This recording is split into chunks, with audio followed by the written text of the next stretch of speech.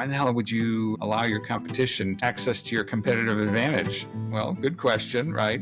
But I'd rather have a piece of something than all of nothing, right? I wanted to ask that question once and use it many times. So that was something that nobody else was doing, and it just made logical sense. If I neglected that at the end of the road and everybody's gone, it's just me alone, who gives a shit about what I did if I lose everything else along the way? Let me do this one thing 100%. I'll do it right, versus doing many things at once where everything is done half-assed, right? Welcome to The Parallel Entrepreneur. We've spent season 1 learning from founders who run multiple ventures with purpose and grit. Now, we're hitting the pause button to go deeper. One lantern that I've held out for myself is to write a book. From the best insights and stories, those lessons learned that we've shared here, plus my own journey balancing multiple ventures. While I'm heads down on that project, it's a great time for you to catch up on any episodes you may have missed. I'll be back with season 2 and a fresh round of conversations for the parallel path ahead. I'm honored to welcome a true parallel force, Michael Peters. He's a venture capitalist, or a venture catalyst, a trailblazer, and a fierce protector of digital trust. As the founder of Lazarus Alliance, Michael and his team have built frameworks over the last 26 years, keeping global enterprises conforming to the most current regulatory mandates and requirements and maintaining cyber resilience. He doesn't just talk security, he architects it. Where his second company comes in, Continuum GRC, they've developed AI infrastructure that is aligning risks and audit compliance and global corporate governance with real-world innovation.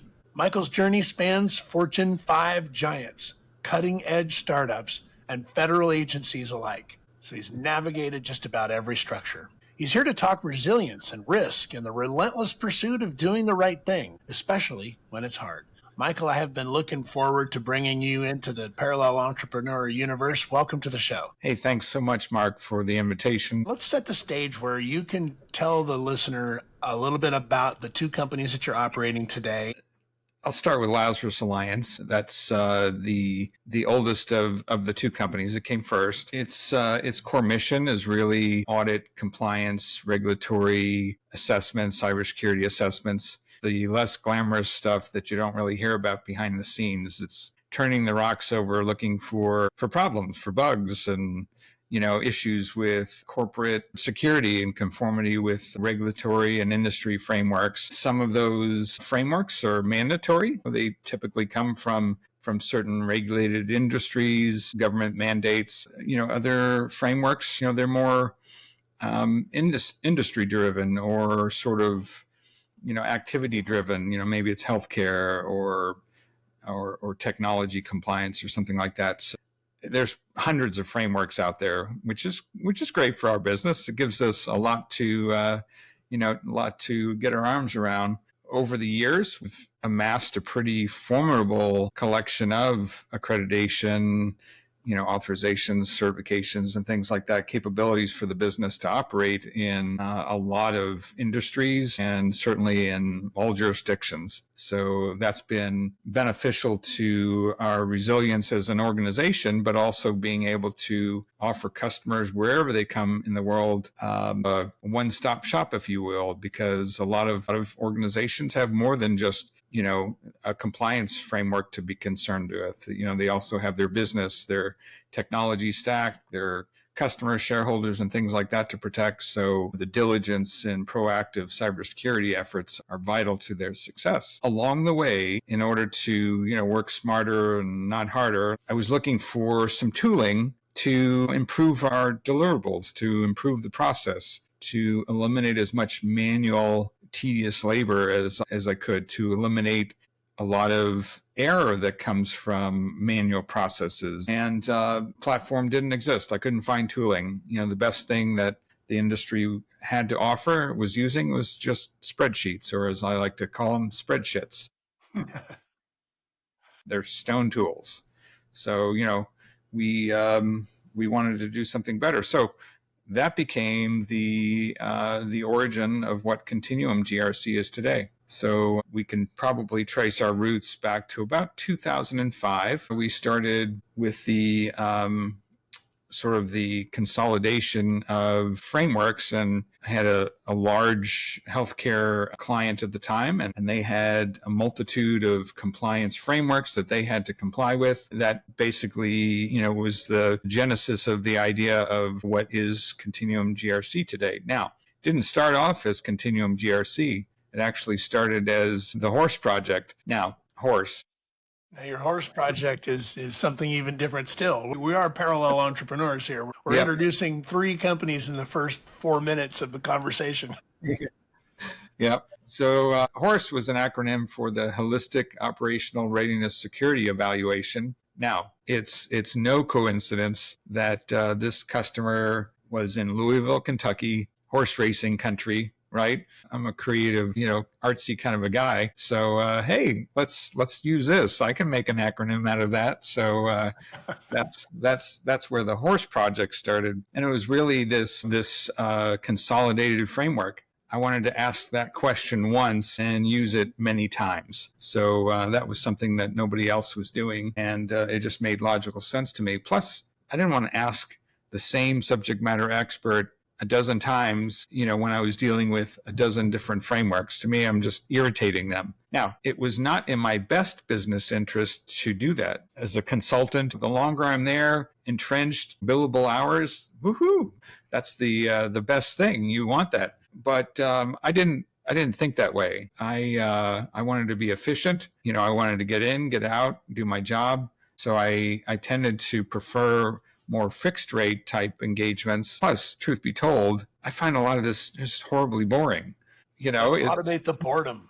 Yeah, exactly. But then very quickly, I need to start building a platform, that supports evidence collection and, status of different interviews and processes along that continuum of what is a compliance assessment. Along that continuum. So now there's the name of your next enterprise. Right. Yep. So we started with a simple question and answer type of a of software mechanism. What we did then was we rebranded. Transitioned to Continuum. It's a whole new platform, and it really needed to be more formalized. And I felt that things were definitely changing.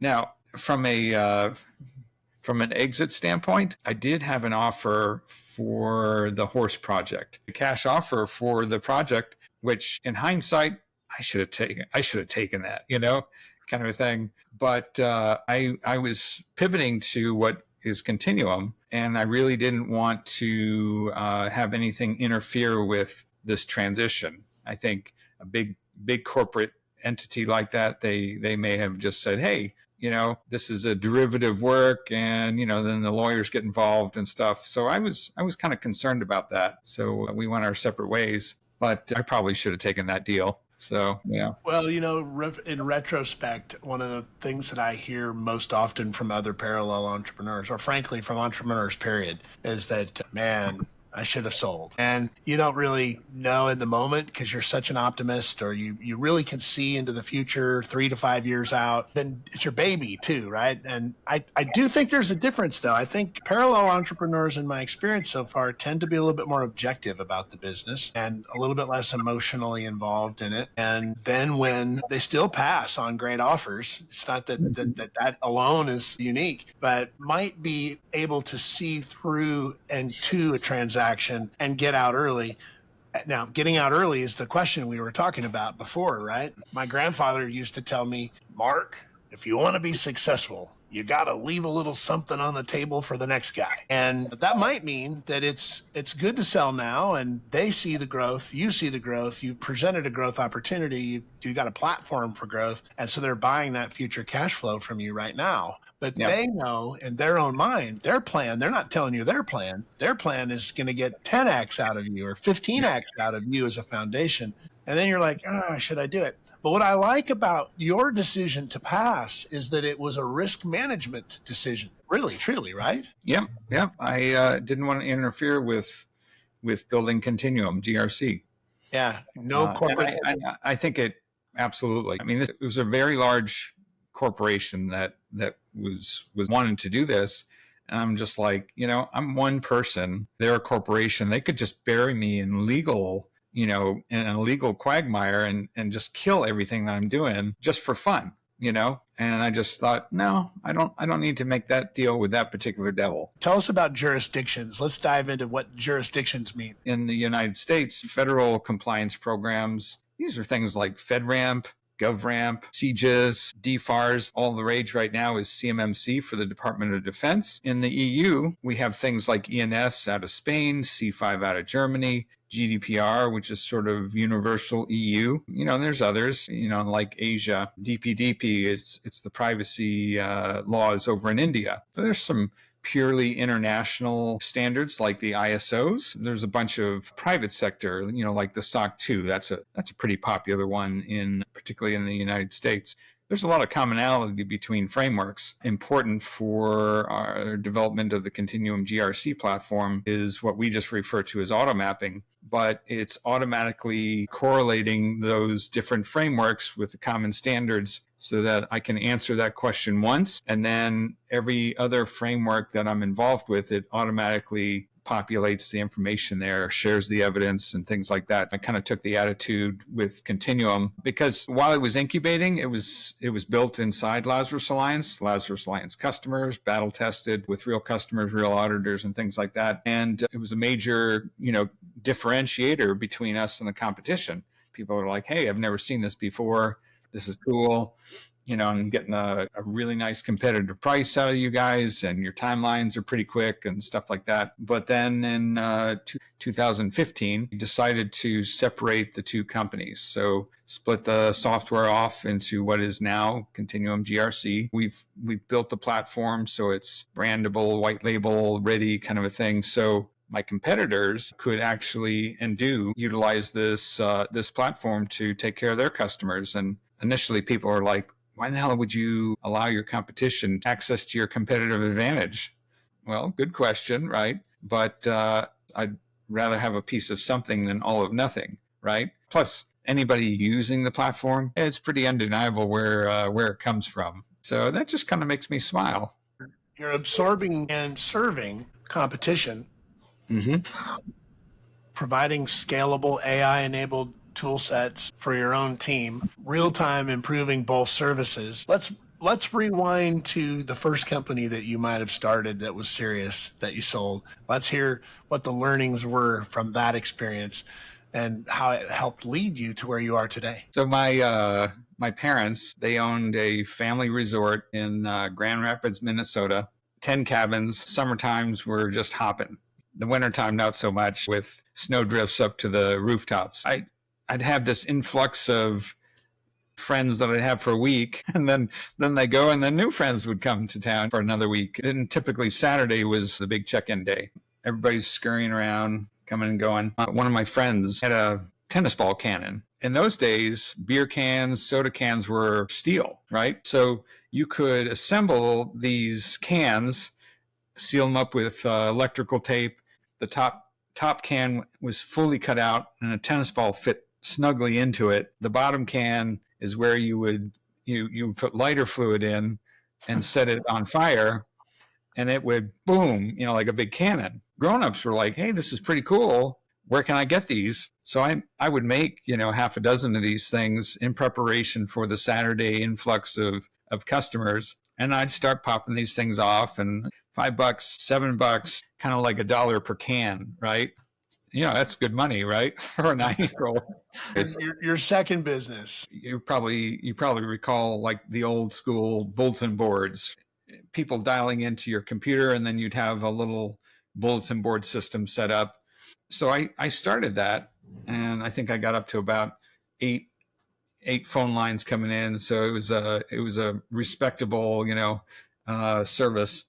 At the same time, I liked exploring, what you would refer to as war dialing these days, I suppose. But I would see who listens, who's answering the modem. And, I would find my way into some very interesting companies. This one afternoon, I recall it was Bell Labs. And just roaming around their network. I started chatting it up with this laboratory scientist kind of a guy, and it didn't take him long to figure out that I didn't belong there. So then he started interrogating me, and then I was like, okay, I'm out of here. So anyways, these organizations were connected to what was referred to as the internet. So that's really where my interest was. It was just like this big network that somehow was out there. So universities were pretty easy to get into. Sometimes other corporations, they're not securing themselves too well. So it really wasn't too hard. That started to lay the foundation for what Lazarus Alliance is today. You've got your organization, your intellectual property, your assets. What do you need to do to keep people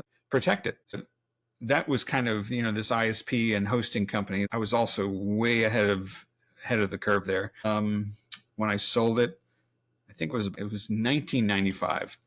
I had a handful of customers with websites. I mean, websites were like unheard of. It was almost like owning a Ferrari or something, pretty rare and very expensive and very, very primitive. So you're treating the internet as a place to explore. You're in Lazarus Alliance, you're building infrastructure, you're treating Continuum as a place to explore AI. These are two of the most significant modern developments in technology. How do you view AI today? How are you using it in order to improve your personal performance, your business operations? Because I think you're probably defending against AI at the same time you are developing and creating and using AI. So more so on the Continuum GRC side, the way we're using AI in that platform is to, as an example, reduce the time that it takes for users putting descriptions of their technology and conformity into the platform, and populating the framework questions. But also on the auditor side, helping to create the technical descriptions of their testing methods. I would say that the technical writing aspect of AI is probably eliminated about 85% of what the humans had to do before. And it's doing it at the level that meets or exceeds the minimum standards, all with perfect grammar and punctuation and spelling, as opposed to when people are doing it. Sometimes it's broken English, fragments of sentence, horrible grammar. And so this AI really helps to get them up to speed very quickly at the level that meets the requirement so that they can proceed with, what's really important. We joke about we're in the business of providing corporate root canals. Well, nobody wants one of those, right? One of the most frequently asked questions that a listener would send in is like, I want you to spend more time on time management. Like, how do these guys do this on a time management? I read some scientific article that it takes 8.5 minutes for your brain to properly regroup on that task once it's been distracted. I mean, holy crap, I get a couple of hundred emails a day. How can I possibly get anything done if I'm constantly paying attention to that barrage of noise? No, it's just impossible. So turn the noise off. Basically, I guess you could call it focus time. I'm most effective when I have it on my calendar scheduled, when I, disconnect from all other things to focus on that task. Let me do this one thing 100%. I'll do it right, versus doing many things at once where everything is done half-assed, right? Mm-hmm. So, you want to kind of avoid that, which is also probably an interesting thing to talk about when it comes to running multiple businesses. And I'll make my contribution. I don't read my email. I have people who read my email and know what to do and bring it to my attention and classify it and put it in files. And then I go look at something that's been processed already that I need to make a decision about. And I'm going to ask you this question a little bit later, like what's on your nightstand, Michael? But what's on my nightstand is this book, Time Anxiety by Chris Guillebeau. He talks about the illusion of urgency and a better way to live with the experience of time anxiety. Some of the things that I think I do already and some things that I don't do well enough, I don't say no often enough. I say yes if you want to meet with me 30 days from now or 60 days from now, because my calendar is kind of light that far out.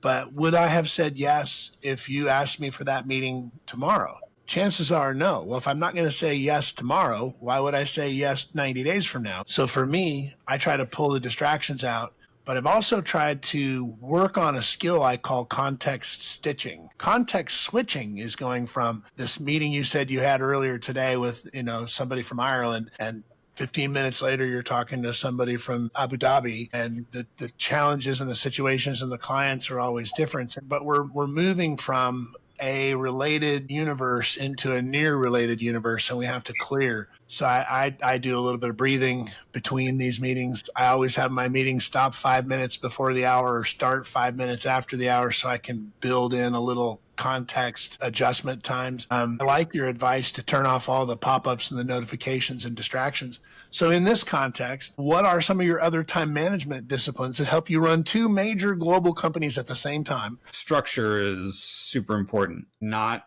allowing people to put stuff on your plate without your permission. I also shorten my meetings. I do the 5 minutes before, that buffer time. I like doing that too. Adding a little buffer time that helps me be more polite to my next, meeting, right? So, because I don't want to be late to everything. That's rude, I struggled with that for a long time. They used to call it Cleveland time instead of Central time. And I really had to focus hard on respecting my own time, not trying to do one extra thing before I did the next thing. Yep. I was really a slave to some form of performance. There was no end to the things that I could do, so I would try to do them all. Yep. Oh, yeah. Well, I have to say I probably suffer from that as well. It's every day, it's what I didn't get done, and that gets transferred to the next day where, okay, what will not get done today, So that's pretty constant. Now, what's the typical day look like? Well, I'm generally up at 4 a.m. and then, I'll first thing, me and coffee and good quiet prioritization time. And then, I don't accept outside meetings until 9 o'clock. And really 9 to 3 is kind of like open season, if you will. It's available to whomever I need to meet with. And then pretty much the end of the day is 4 o'clock. Now, you and I are talking on a Saturday. I was in the office at 4 a.m. with coffee, and I was chatting with a customer in Indonesia, and then I was off to that customer that you mentioned from Ireland. This is what kind of happens after hours and on weekends and stuff. Now, I will spend quality time with my family. My time with them, it's rare that it gets disrupted. So I turn the noise off. Phone calls come in all day long. It doesn't mean I have to answer it. That's what voicemail's for. Observing those boundaries, I think that's super important. Also, my family deserves it. So I want to do right by them. I want to have a good relationship with my wife and my kids. And if I neglected that, at the end of the road and everybody's gone, it's just me alone. Who gives a shit about what I did if I lose everything else along the way? So I think that was something that I just built into my mindset from the beginning. When I was in early days of my college experience, I was in a programming class and Pascal. That'll date things a little bit. So I was learning Pascal at the time, and the professor was all into this, just super geek kind of thing. But he talked about how he just did this stuff, at work, because he was a professor. But then he would do this at home, and it just consumed all of his time. And his family left him because he just ignored them. He didn't pay attention to them. I'm like, how stupid and sad. Yeah. I don't want that to happen to me. You've used this word in our other conversations about being family responsible. And so what you just described is being family responsible. And that example is a part of your culture. It is a firm time block and a firm commitment in your personal life. And it is obvious to everybody that you work with. So you have installed a family responsible culture in your company and you live it. So you're mentoring that way by example. Just my observation. I think that's fair. That's fair to say. Some employees freaking awesome, right? They're just in, right? And then there's others that they'll do what they minimally have to do, and you don't necessarily know when you hire them, and you find out along the way. for employees that are not really being successful, there's always one-on-one type conversations, a mentor, and get to the bottom of what the problem is. Okay, why you're not doing your job? Well, maybe you don't know how. Maybe you can't. Maybe you don't want to. Yeah, want it, got it, and can do it. Yep, there you go. So we'll have those conversations, and these are, this is an effort to rehabilitate, because I don't trivialize the employee relationship. They're important, or they should be important, or they could be important. Yeah, they could emerge as to be your superstars with just a little bit more alignment. And sometimes I've found that the employee is demonstrating and showing me a pattern that is highlighting something that's dysfunctional in my own organization. And it's actually, okay, I'm the one that needs to get sort of realigned. But these relationships, they're so important because they're people, right? And Yeah. you are charged, ultimately, you're charged with keeping the full barrel of apples without a spoiled apple in it, if you can. That's your responsibility, right? Yeah, 100%.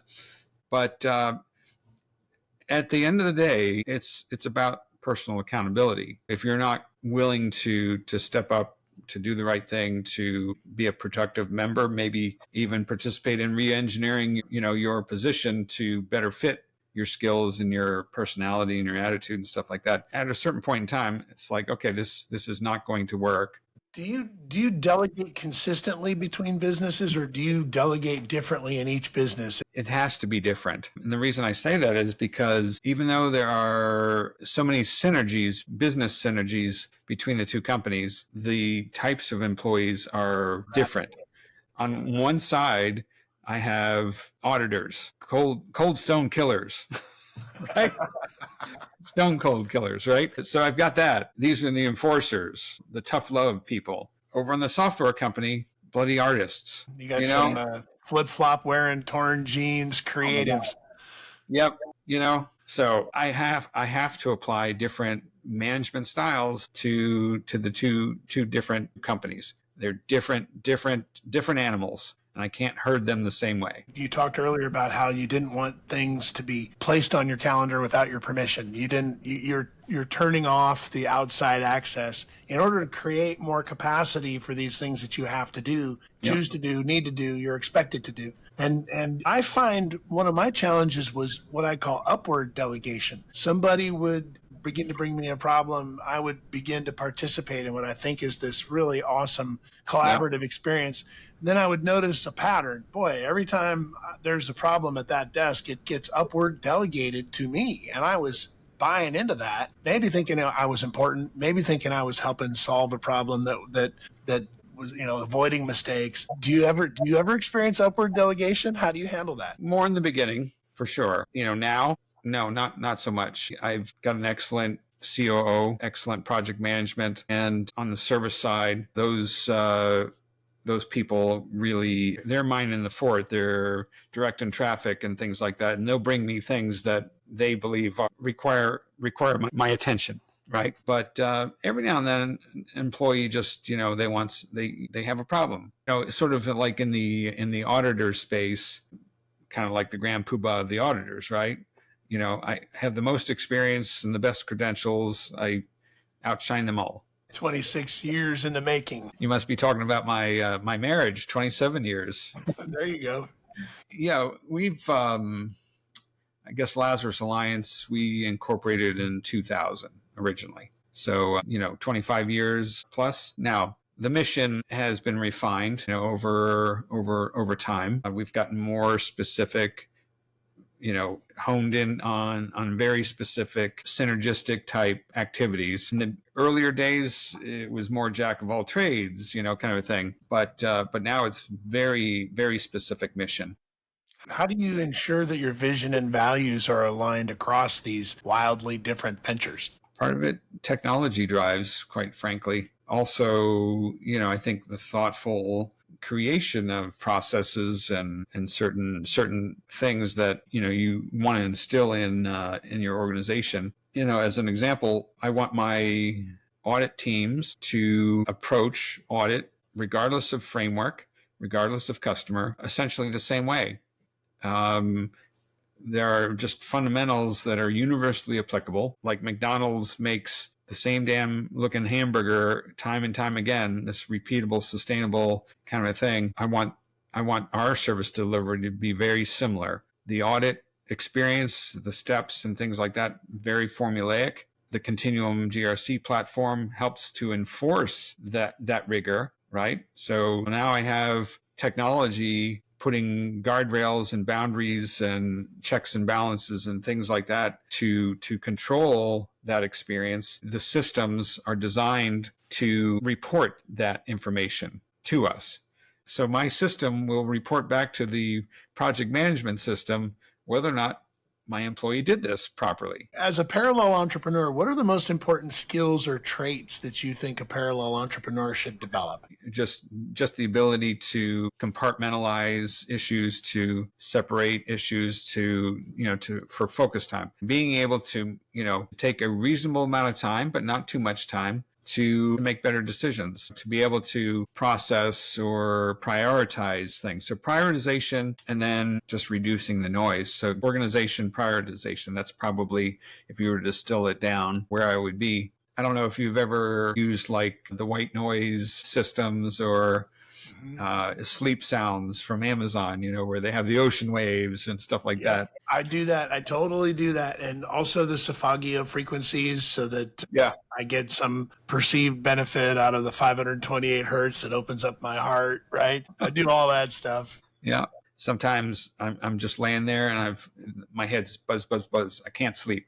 That usually happens more in the morning. So being able to just remove all of that thought. So I'll just focus on something. It might be the little fan noise, something that has a certain rhythm to it, right? So that I can just take a moment, clear my head, and then I'm out, right?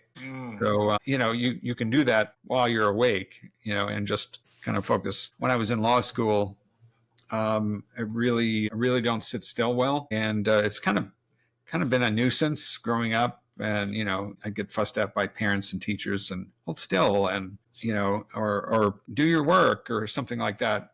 And it's just like my mind's so here and it's there, and I want to do this and I'm interested in that, and buzz, buzz, buzz. And who knows, maybe it's undiagnosed ADD or something like that. I don't know. So what I found was I had to break my studies up into about 15-minute chunks. So I just really focus for like 15 minutes. And then my mind naturally starts wandering, particularly towards like, I want to do something creative. I want to write an article or go into the workshop, build something, or whatever. Put Build something a cannon. in the garden. Right. Build a tennis ball cannon. Yeah. So anyways, that would just, once your mind starts wandering, you're not learning anything anymore. So I just started breaking it up. So 15 minutes, okay. Now I'm going to do something else for 5 minutes, just shift gears and then come back. So what I love during my workday are 15-minute meetings. So the advice that you'd give to your younger self might include 15 minutes, dude. That's enough. And get to the point. Project management, get to the point. I think that project management, specifically the ability to manage multiple swim lanes and move between deliverables within the context of a project and how to put milestones together, I think that's really, really important. But in the context of you speaking to your younger self, with all this wisdom, what's the advice you'd give to your younger self? There's a couple of things. One, getting to the point, being very precise or concise with your message, with your time. So in kind of respect with that, okay, younger self, be a little bolder, be a little braver, because there were opportunities that if I were a little bit bolder, a little bit braver, it might have been something. And I see a guitar on your wall, which is what got me thinking. I still play a multitude of instruments, and I've written music and performed and things like that. I got a scholarship as a tenor, to go to college. I did not take this scholarship and go to college to be a tenor because I didn't want to be a tenor as a career. But, even at as a teenager, gee, what do I want to do when I grow up? Well, rock star kind of sounds cool, but my risk averse brain is like, well, you're you'll probably end up dying, because you're going to party too hard or, something like that. Also, I'm like, well, more people fail than make it. I don't want to be a starving artist. So, maybe I should stick to engineering and, complete that mission. So, I'm making risk decisions, as a 17-year-old, right? So that's where be a little braver, just try it out. Maybe say, yes, let's do this, do that for the next couple of years. And hey, if we're just not making it, okay, join the military, go back to college. You don't know what you missed if you didn't go there. So there's still time, Michael. You can still become a rock star. Have you seen like Mick Jagger, Keith Richards these days? Well, I don't know, man. Some of our idols. I really value this perspective on youth. And a friend of mine said one of the ways to stay nimble, active, and available as time progresses, right, is to have younger friends. If the only friends you have are your peer group, your other CEOs, people who you looked up to and who mentored you, and they're your friends, if you've always been looking horizontal or up, it's really, really life affirming and exciting to give the gift of your time and to receive the gift of their everything's possible perspective, or maybe even they're sort of trying to wander through questions that maybe we've seen a little bit of that. We get a little sage on the stage opportunity to serve. Yeah, I think having younger friends is a secret to successful second half, as they say. I've never really gotten into participating in like these CEO roundtables. I did enjoy, your group first time I participated. And it was more interesting to me because there were more similarly experienced people. I'm totally up for learning a new trick, or gee, I'm wrestling with this sort of thing. So you've seen that. What did you do, kind of things? Yeah, you're talking about the parallel entrepreneur network, and I observe, because I don't even facilitate it. I've got a professional facilitator. I get to go be a part of it. What I've observed is the younger members, and I think this is emerging as a theme that I'm going to develop, when I write my book someday, is that the younger generation today is more likely to be, as they become an entrepreneur, a parallel entrepreneur. They're less likely to do things in serial. They're doing things simultaneously. And I think that might be because they're more technology aware, more technology enabled early. They're agree with that. Constantly testing and evaluating and willing to abandon quick in order to go keep finding that thing that gets traction. Those are some super powers. I think I'm really hopeful for the parallel entrepreneur identity to be exposed, uplifted, inspired by the youthful engagement that and possibility thinking that I'm seeing in the network and the conversations. Earlier, we talked about a book that's on my nightstand, which is Back to Time, time anxiety. What's on your nightstand, and what have you been reading lately? I think the last book that I read was To Sell is Human from Daniel Pink. Excellent read. It really kind of took some anxiety out of being a salesperson, Oh, I'm not good at sales. I can't do that. I mean, it's such a common thing, right? But, the message that Daniel Pink has in his book, it was almost like it took the fear out. It's like, you're actually doing this right now. I'm doing this right now. I'm selling an idea, right? And so anyways, it's just more of a natural thing. The only thing we have to fear is fear itself. Once you get over that, right? Fear is the mind killer. Well, yeah. So excellent book. I have a new one. It's called The Crowd from Gustave Le Bon. I've not heard of that one. Why is it on your nightstand? Well, actually, an employee recommended it to me. He's a developer, artsy side of the house. It's group psychology and things like that. He described it, so I thought, let's pick it up. So I did. So it's interesting. I'm making an observation. All of our conversations and how you're running your business, and then this 15 minutes of focus, and then I want to go write a song. So many parallel entrepreneurs are artists, and many of them are musicians. And the ones that aren't musicians are usually some form of art, creative endeavor. And you did this law school thing, you did the engineering thing, you did the highly disciplined, the military thing, and yet you were also creative. You have these two significantly developed sides of your identity. And now, look, the business you're in is a significant audit engineering process and a significant creative process. I don't know if you considered that before, because it's definitely emerging in this conversation. Well, aspects, yeah, it has occurred to me.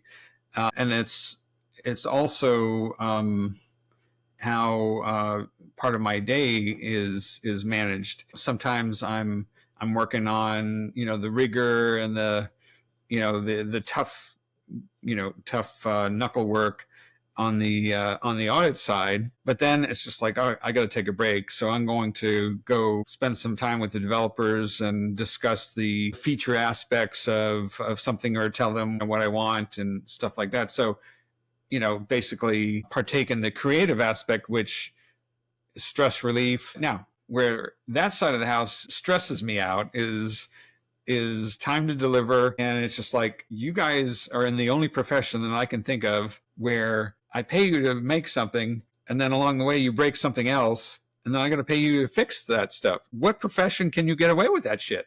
Anyways, so that's not my favorite part of the software industry, of the software business. But the creative part, 100%, love it, kind of a thing. And the customer facing part, you clearly love too. I like solving problems for people, helping people, even if nobody really knows it. That was part of the reason to get into the cybersecurity business. And really, as we were defining our mission, we kind of refer to it as the proactive side of cybersecurity. We're turning the rocks over. We're finding the problems before the bad guys do, right? As opposed to the reactive side of cybersecurity, which is much more sexy.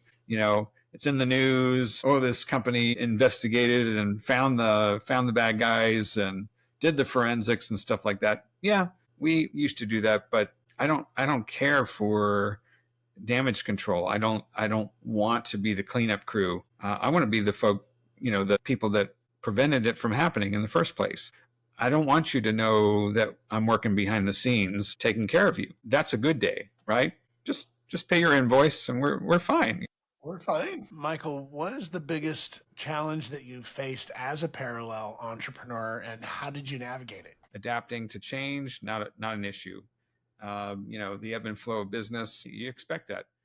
The more successful you become, the more the haters crawl out of the woodwork. Those are things that you kind of expect with success and growth. Probably the biggest challenge that we face is that these bureaucrats that, oh, you've got this automated system, it's doing the work for the human, and therefore it's a form of consulting, and now you're running into impartiality violations, and that's their opinion, which is not a good thing when you're in the audit business. You have to be impartial. But, because the tooling is facilitating what I'm doing, it's keeping better records, providing better reports and outcomes and security and accountability and things like that. It's kind of a smooth brain attitude that we occasionally experience. And I tell you, it reminds me of, what's his name? Arthur Clarke. I think the quote goes, any sufficiently advanced technology is indistinguishable from magic, right? That becomes this obstacle. We have to prove that, no, it's not magic. People are doing the work. This is just making the whole thing better. And so proving that to people, different mindsets, that's a persistent challenge. Yeah, and more complex. It comes from the customer at times, and you'll have to navigate that human relationship as well as sort of the fact that this leap of technology and this leap of capability is still a leap, not magic. Yeah.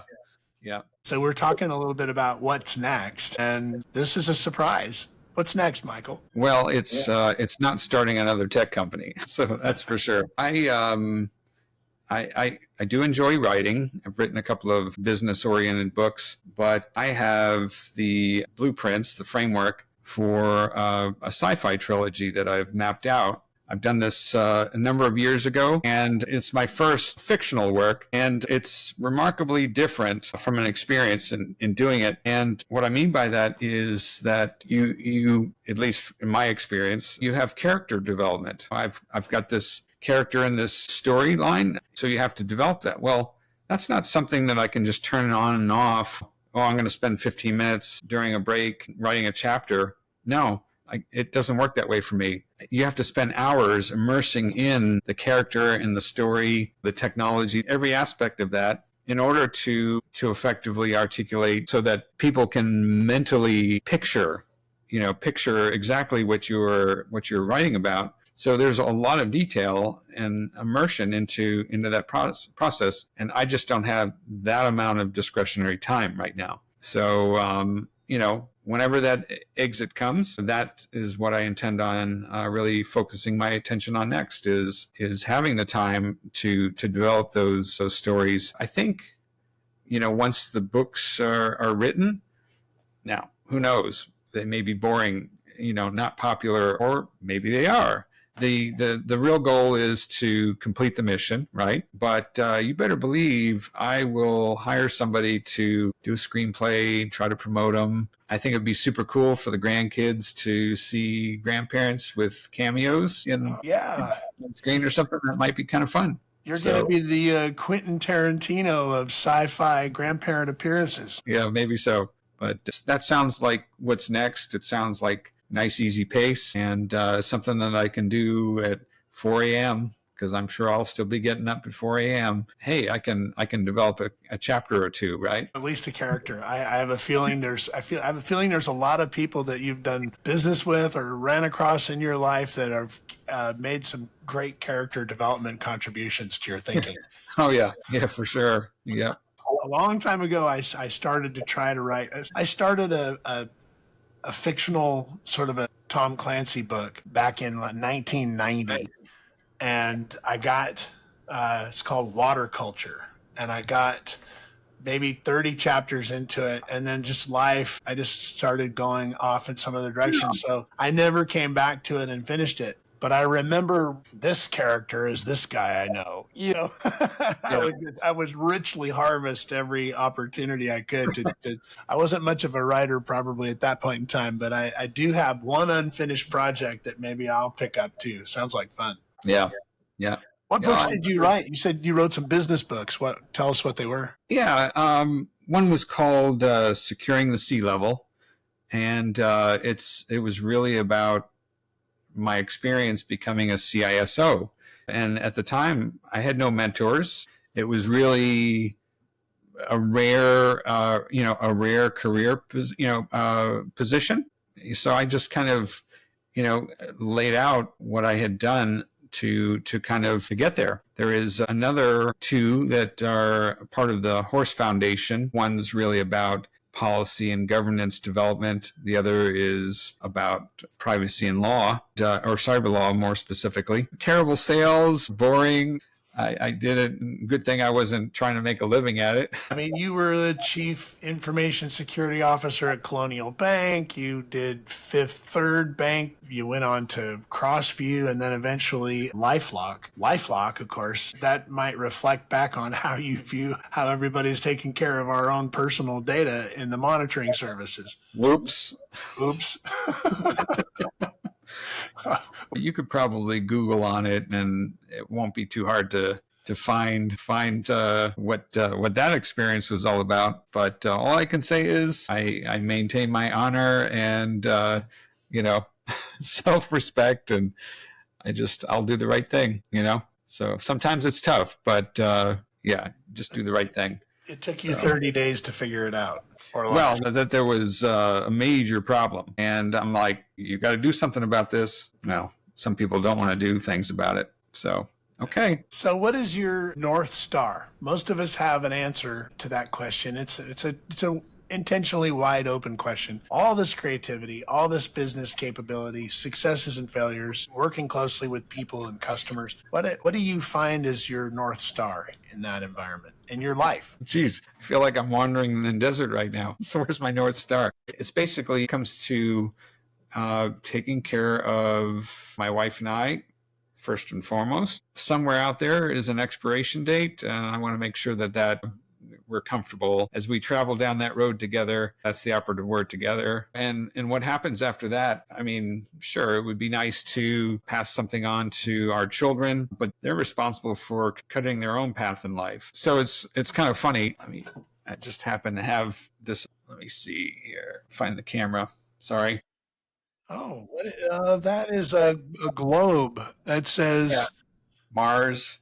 Mars. You can see some astronauts in there, right? Yeah, right. It's a snow globe, but it's a Mars theme, right? Yep. So when occasionally my wife and I will talk about retirement kind of things. Let's say we have a nice exit from these businesses, which I believe will happen someday. Gee, what do you do with that? Well, I told my wife, I said we should talk to Elon about hitching a ride on one of his big ass rockets, get our little Tesla rover to go out on the Martian landscape, mark where there's hey, there's Earth, there's the blue dot over there, and then just eventually the oxygen will run out.